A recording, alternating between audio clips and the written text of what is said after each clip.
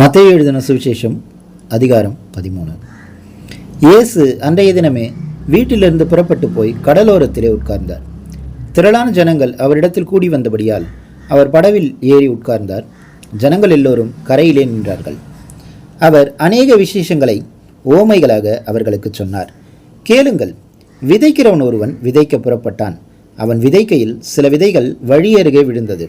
பறவைகள் வந்து அதை பட்சித்து போட்டது. சில விதை அதிக மண்ணில்லாத கற்பாறை இடங்களில் விழுந்தது.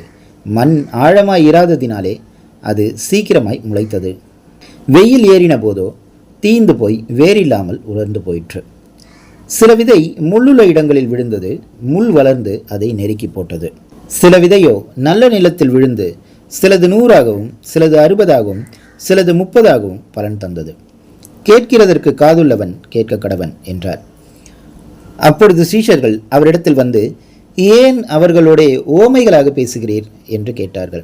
அதற்கு அவர் பிரதியுத்தரமாக, பரலோக ராஜ்யத்தின் இரகசியங்களை அறியும்படி உங்களுக்கு அருளப்பட்டது, அவர்களுக்கோ அருளப்படவில்லை.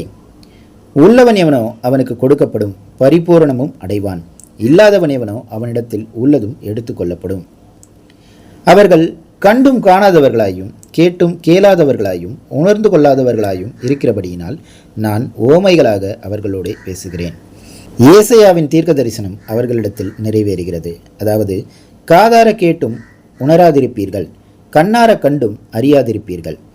இந்த ஜனங்கள் கண்களினால் காணாமலும் காதுகளினால் கேளாமலும் இருதயத்தினால் உணர்ந்து மனந்திரும்பாமலும் நான் அவர்களை ஆரோக்கியமாக்காமலும் இருக்கும்படியாக அவர்கள் இருதயம் கொழுத்திருக்கிறது.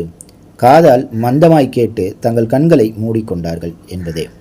உங்கள் கண்கள் காண்கிறதினாலும் உங்கள் காதுகள் கேட்கிறதினாலும் அவைகள் பாக்கியமுள்ளவைகள். அநேக தீர்க்கதரிசிகளும் நீதிமான்களும் நீங்கள் காண்கிறவைகளை காணவும் நீங்கள் கேட்கிறவைகளை கேட்கவும் விரும்பியும் காணாமலும் கேளாமலும் போனார்கள் என்று மெய்யாகவே உங்களுக்கு சொல்லுகிறேன். ஆகையால் விதைக்கிறவனை பற்றிய ஓமையை கேளுங்கள். ஒருவன் ராஜ்யத்தின் வசனத்தை கேட்டு உணராதிருக்கும் போது பொல்லாங்கன் வந்து அவன் இருதயத்தில் விதைக்கப்பட்டதை பறித்துக் கொள்கிறான். அவனே வழியருகே விதைக்கப்பட்டவன். கற்பாறை இடங்களில் விதைக்கப்பட்டவன் வசனத்தை கேட்டு உடனே அதை சந்தோஷத்தோடு ஏற்றுக்கொள்கிறவன். ஆகிலும் தனக்குள்ளே வேறில்லாதவனாய் கொஞ்ச காலம் மாத்திரம் நிலைத்திருப்பான். வசனத்தின் நிமித்தம் உபத்திரவமும் துன்பமும் உண்டான உடனே இடரல் அடைவான்.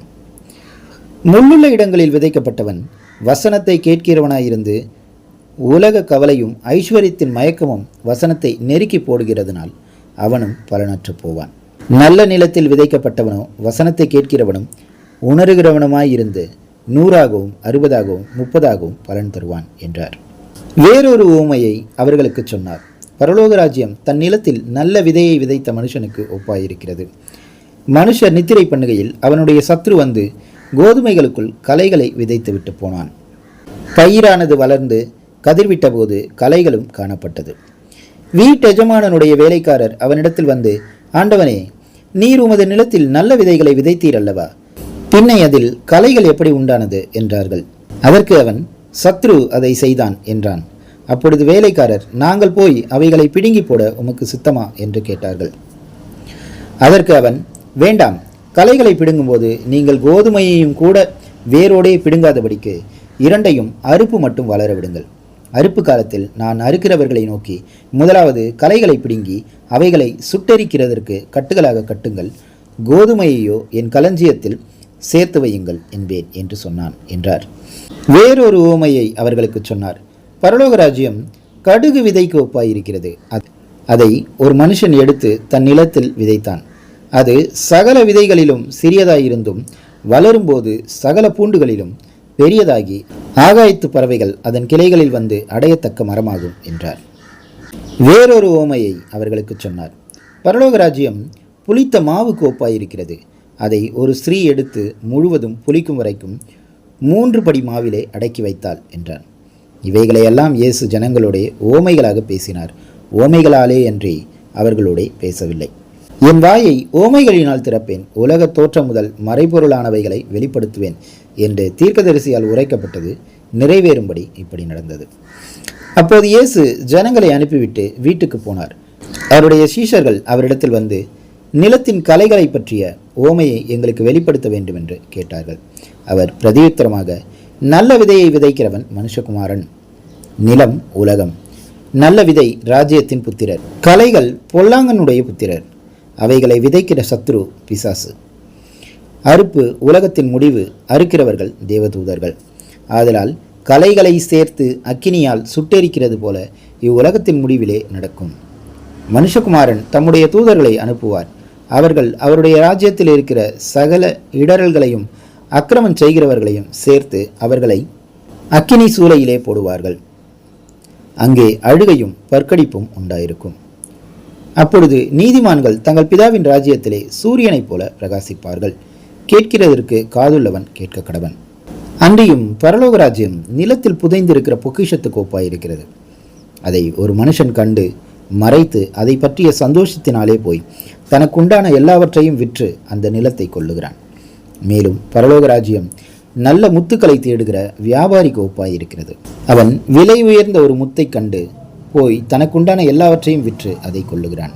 அன்றியும் பரலோக ராஜ்யம் கடலிலே போடப்பட்டு சகலவிதமான மீன்களையும் சேர்த்து வாரிக்கொள்ளும் வலைக்கு ஒப்பாயிருக்கிறது.